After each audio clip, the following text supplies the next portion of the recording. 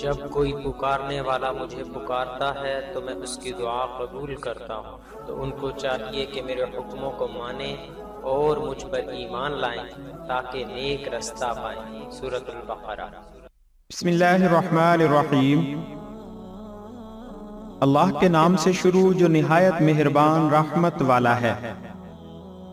السلام علیکم ورحمۃ اللہ وبرکاتہ۔ اسلام میں درخت لگانے کو ایک نیک عمل قرار دیا گیا ہے۔ سیدنا انس بن مالک رضی اللہ عنہ سے روایت ہے کہ نبی کریم صلی اللہ علیہ وسلم نے فرمایا، جس مسلمان نے کوئی درخت لگایا اور اس کا پھل آدمیوں اور جانوروں نے کھایا تو اس لگانے والے کے لیے صدقہ کا ثواب ہے۔ صحیح بخاری۔ درخت لگانا صدقہ جاریہ ہے۔ درخت لگانے کا یہ حکم تو اس فانی دنیا کے لیے دیا گیا ہے، لیکن آج کی ویڈیو میں ہم حدیث میں روایت کیے گئے انتہائی مختصر سے ایسے کلمات بیان کرنے جا رہے ہیں کہ جب بھی کوئی شخص یہ کلمات کہے گا اس کے لیے جنت میں ایک درخت لگا دیا جائے گا۔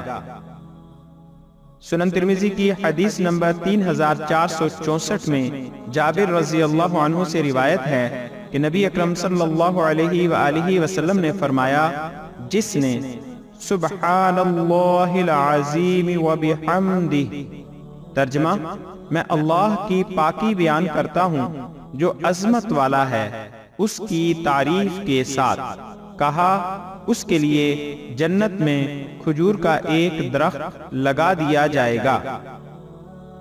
سبحان اللہ العظیم وبحمدہ، سبحان اللہ العظیم وبحمدہ، سبحان اللہ العظیم وبحمدہ۔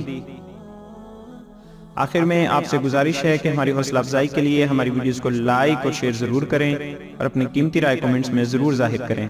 جزاک اللہ خیرہ۔